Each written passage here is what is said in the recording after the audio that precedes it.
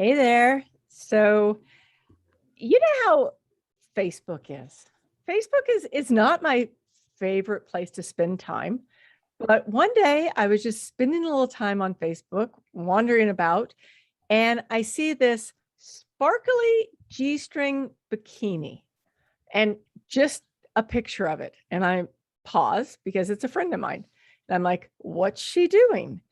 And so I'm looking at this sparkly G-string sequins bikini, and I realize that she's doing bodybuilding competitions. And I'm like, whoa, this is amazing. And so, of course, I started stalking her and all of her photos and everything she was up to. And it blew me away. So I thought, okay, I have to bring Renee on because not only is she doing the bodybuilding, she's doing the bodybuilding and like she's my age. She's kicking ass and taking names, if I can say that on my own show, in the bodybuilding world. So today I want you to meet somebody. Oh, I forgot. I also should mention one other thing. She didn't even start doing weights, I don't think, until she was in her 60s. So all that to be said, you want to listen to this conversation. Hey, Renee, thank you so much for being here. Hey, Kelly, thanks so much for inviting me. I'm really excited to share what's been happening with me. So, okay, I had to just dive in. Tell me again, when did you start bodybuilding? Well, I want to say that I've been working out for a long time, and fitness has been a part of my life for a long time. But I started weight training when I was about 58, after I had a lower lumbar fusion, and I was into fitness. But I had some back problems, and after we tried everything else, I ended up having a fusion, and that just gave me more incentive to make sure I was going to be as fit as possible, because I have grandkids I want to play with, and I have a lot of life to live, and one way to be sure about that is to be as fit as possible. So, okay, can I ask you a question about that? Because a lot of times people tell me when they had back surgery that they just had to stop moving. Like that was it. They were done, just had to stop. So you're saying not at all. You decided that was when you were going to double down? Oh, absolutely. Yeah. Because in fact, before I had the surgery, I could barely walk. I mean, I was still trying to work out, but I had a lot of problems. And, but after the surgery, this neurosurgeon, who was just fantastic, he said, do what you want to do, go to your rehab and then do what you want to do. And he was, totally all for me working out and getting more fit. And so, yeah, it was just the opposite. I wasn't going to be careful. I mean, I had the surgery, and I was going to be very careful about how I worked out. But that sort of, really pushed me to get in there and find me somebody good who could coach me, that was sensitive to my situation and my age. And that's what I did. And I my doctor, referred me to this particular trainer, Dustin Jackson. And, he isn't just some trainer who's going to, tell you to, do so many sit-ups and push-ups and lifting weights. He's got a lot of credentials, and so I knew I'd be safe in his hands. He's got his master's in, trying to remember exactly what he has his master's in, but actually, you know what? You gave me that information. Yes. I can drop his name in the show notes. Oh, fantastic. People should know about this. Oh yeah. He's, and I mean, if you have any kind of physical challenges, you want somebody. He's got his master's in sports medicine and dietetics, and he's a registered massage therapist, and he used to work with the Texans. So I knew I was getting a guy who knew how to handle my body, with my challenges. And I wasn't going to get hurt. I've heard too many stories about people my age getting trainers because they want to get fit, and they get injured, and then they never go in. So I knew that wasn't the case with Dustin. And he was very comfortable with teaching me and, coaching me through all that. So I haven't had any injuries. So he knew I wanted to be fit. And so he applied his knowledge to my everyday. And that was about 10 years ago. So, okay, wait a second. Hang on though. Okay. So you have this surgery. You decide that you're not giving up. I'm not taking this laying down. No. You get a trainer. Uh-huh. So you start lifting again, you're getting a trainer. I mean, you've always been fit. So Mhm. you're back into your swing. And then Mhm. one day you just wake up and go, I'm going to compete in a bodybuilding competition. Well, not exactly. I'm pretty competitive, not necessarily with others, but I'm always challenging myself, and I'm, a big energetic person. And so, as we were getting into this about a year or two into weight training and all the things that go with it, I said, well, what else can I do? And he said, well, I can see you on stage, Renee, is what he said. Whoa. And I said, well, what is that? And he told me about bodybuilding.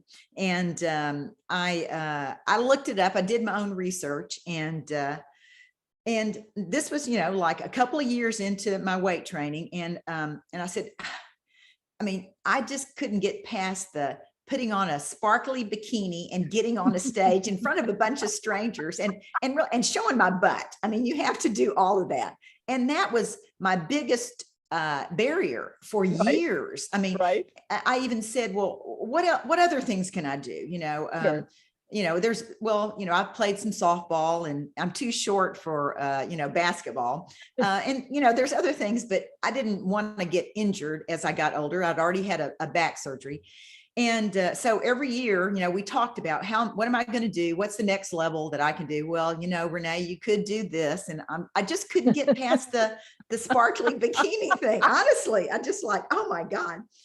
Anyway, but as I got older, and then COVID came, and at that time it's like, okay, and we're still working out, and I'm really into fitness, right? And when COVID hit, I was really upset because I thought we're not going to be able to work out. And so Dustin literally came to my house, and on my patio, he trained me and a couple of other people from the gym, and we all got to work out together. So Wow. when COVID came, I doubled down. I didn't say, oh my God, I hate this. I took control. That's how I felt about it. I can't control that environment, but I can control how I react to it. And I was not going to let that mess up my my fitness routine. And so that's what I did during COVID. And I'm glad, because by then I thought, well, maybe I could do this competition thing. It's not easy, but maybe I could. So by the time things relaxed, I said, okay, I'm going to do it. It's not easy, but I'm going to do it. And really, it was like that sparkly bikini was my nemesis. In fact, I know nobody can see it, but here it is. And it is sparkly. Okay, guys, I'm going to have to show this on YouTube because this is my a heck God. of a bikini. Like, it is incredible. And the woman who made it is also, she competes also, and she's spectacular. But anyway, yeah, this thing, and I've worn it 3 times on a stage, so I've gotten the most bang for my buck out of it. But so I'm used to it now. But sure. but Okay, it took so a lot of that. You've been on stage 3 times. So you've been in 3 bodybuilding competitions. So I'm going to ask you to Yes. stop for just a second because Okay. I mean, I know of bodybuilding, but I've never even been to a competition. So tell us a little bit about, like, what are you doing? Well, first you have to really prepare, and Okay. I really had a short window of time because we were working through my other things that were happening in my life and traveling, and I wanted to keep doing all that. But the shows, you have to train differently, and for some people train for a year at a time, before they even get on stage. But I told Dustin, okay, well, I remember May 24th, that was the date. I said, okay, I'm ready to do this, so let's go. And so you have to basically, I had my coach already, my trainer, and so he knows about exactly what I need to do with weights. So we changed my weight training program some and did a little bit more, and, basically to, make my muscles show more and trim down some more, and hired a nutrition coach and a posing coach. So that's kind of you have to have that team. And we had a short amount of time. Most people do it a lot longer, but I wanted to do it when I said, okay, we're going to target X. So, so that's the next thing. There's a lot of prep, you have to prepare your meals. You have to be, pretty regimented. I'm pretty much a self-disciplined person, so that wasn't that hard. And I was already doing a lot of things that you need to do before I started, like meal prep, and tracking my exercise. I'm a big, fitness tracker person. So I'm doing that. I'm logging my food, which to me is very important, no matter what you're doing, to document your food. It's not really that hard. I've got a Fitbit. It's easy once you figure it out, and set some goals, about what I wanted to do weight wise and all that. And basically just like 1 pound at a time. If I needed to lose, and you do need to lose some weight, because you have to, your muscles show up a lot more. That's right. Yeah. So I kind of believe in the 1 pound at a time approach, not, oh, I need to lose 10 pounds, it's just 1 pound at a time. And, that's how I went about it. So it's tough. But I did it safely and carefully. I had a good guide with me. And so that's the big thing, is you don't just go do it. You have to prepare. And, you're checking in constantly. I'm lucky everybody was here. Some people do this online, but I had local people. So that was great. And so that's really, leading up to it. And then the week before, it's called peak week. That's when you really, get super serious about what you eat, and you cut out a lot of things, still getting your nutrition, but being, super careful about what you do. And you kind of deplete yourself, including with water. So you don't get as much water. So which makes your muscles show more, so I'm learning, right. And so that's just part of the process. So until, the day that you go to the stage, and that's a whole separate thing. But all the preparation that goes in helps you. And the other part is you have other people around you doing the same thing. And although I wasn't on a team, you'll find lots of these bodybuilding teams. It was just me and my people. But I knew a lot of other people, other women I had, met, and through Facebook and just different things like that. So by the time I got to that first competition, I already knew some people, and there was a lot of camaraderie. And really, that's another cool thing about it. I mean, at my age, I do lots of fun things. I travel, I do all kind of stuff, but I felt like I found my people. Honestly, nice. That's how I felt. I found my people, because we all do the same thing. There's not any judgment. They're all wearing sparkly bikinis. So there's not any, oh my God, I can't do that. It's like everybody's, doing it. And it was just fun. And that's what I said, I want to have fun with this too. I don't want to make this a job. I want to have fun with it. It's it's just something, can I do it? It's a challenge, and that was what it was. It was the next level of my fitness program. And it makes sense when I look back on it. Well, naturally, that's what I should do, because I've already built and done everything else. So why not? And I just had to get over the fear and all the nerves and the insecurity about being the oldest person in the building, Wow, really? You were the oldest person in the building? Oh yeah, I was definitely the oldest competitor by far.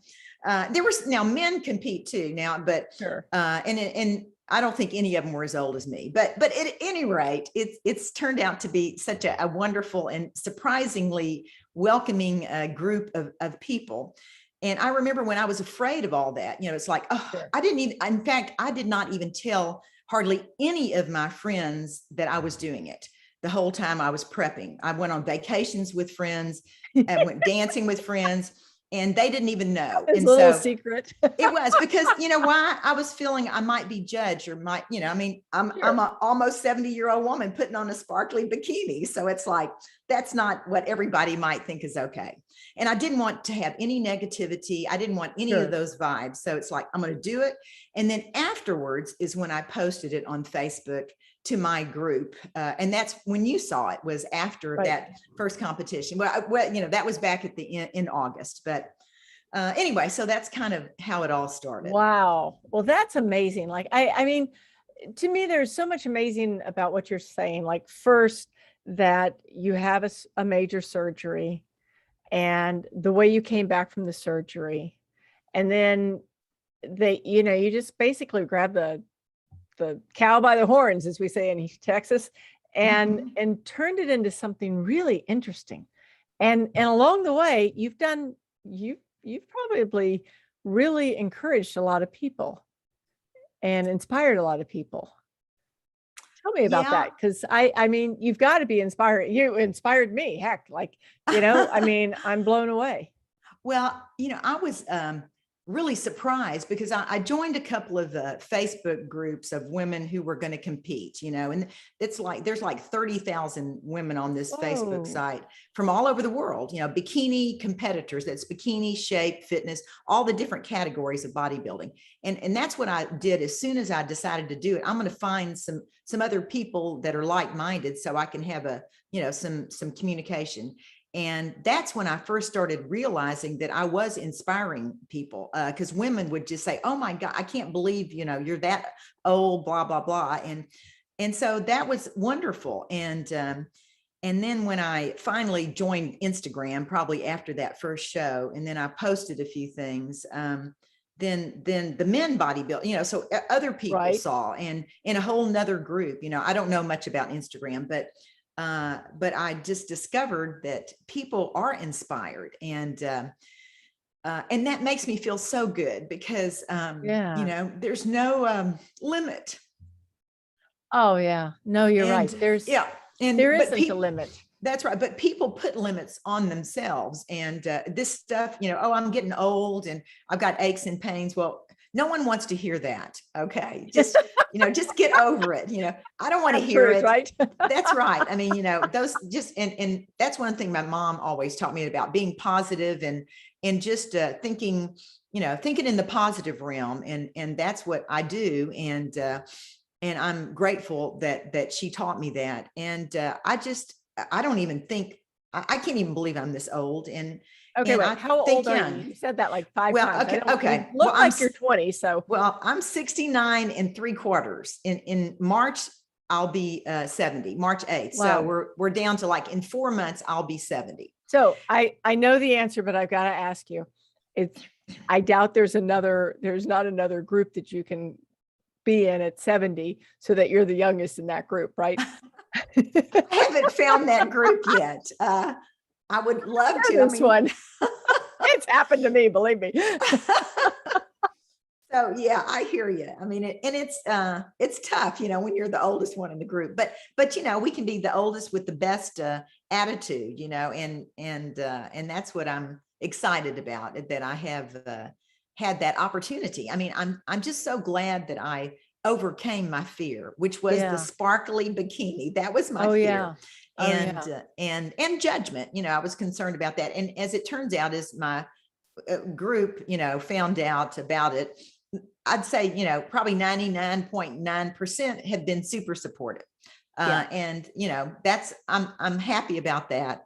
But that wasn't required. I mean, I was going to do what I wanted to do. That's another thing about getting older, right? You don't have to get anyone's permission to do anything you want to do. That's right. And that's sort of liberating, and that feels good. That's right. Yes, ma'am.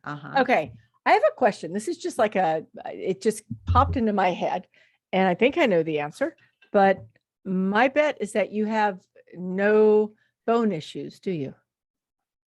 Well, you know what? I have a few aches and pains. I broke a toe, so it bothers me, because when I dance a lot, if I go dancing, it bothers me.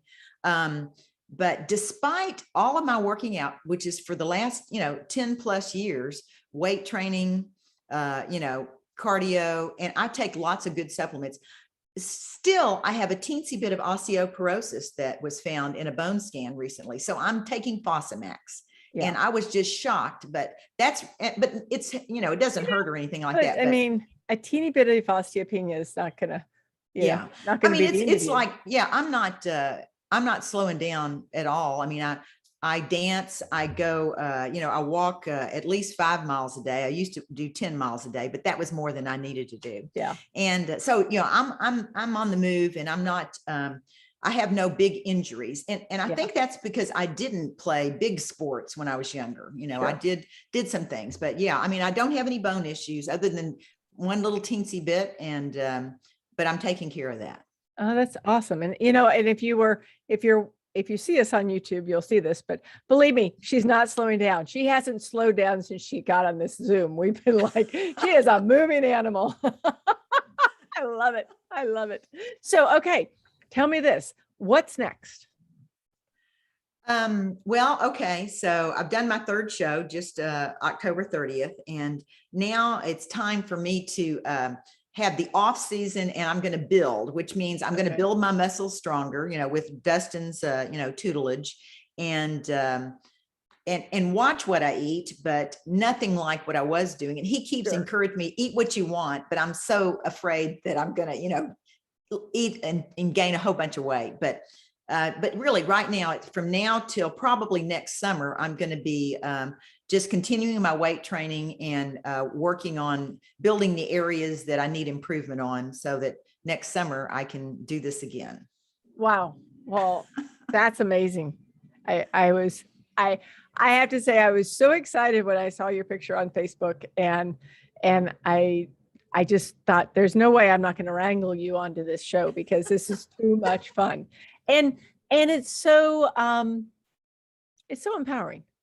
Like, it's so empowering that I just love it. And I love the fact that you're out there doing whatever you want to do and empowering other women. So thank you so much for being here. I truly, truly appreciate it. Is there anything that you'd like to tell people before we jump off? Well, I would just say, don't limit yourself. And, if someone wants to work out, I mean, it's great to have a trainer. You don't want to push it too much to where you get hurt. So if you can get a trainer, that's a great thing to do. But in general, I would just say, setting goals for yourself. And I believe in writing down those goals, written goals, and look at them. I do that all the time. It's something that's sort of within me in whatever I do in life. But I would just say, set some goals. Do 1 pound at a time if you need to lose some weight. And I love that. I love that. Yeah, 1 pound at a time. That's all you need to do. And meal prep and log your food. And I would just say, don't let anything limit you. I just think that's so important. And as I've aged, I just feel age is really just a number. And I can't believe where I'm at. And I'm excited about whatever else is in store for me in this next decade. Well, I'm excited to hear what happens next too. I'll be like watching you. I'll even get on Instagram, which I never do. Well, and I want to thank you, Kelly, for giving me this opportunity. I mean, it was a surprise to hear from you, but I really appreciate it, because I feel like there are people out there who definitely need that encouragement, and I'm excited that I might be able to encourage others to take that next step and just don't limit themselves. Yeah. Well, thank you again. Thank you so much for being here with us. We really appreciate it. It was so much fun. Thank you. That was so much fun.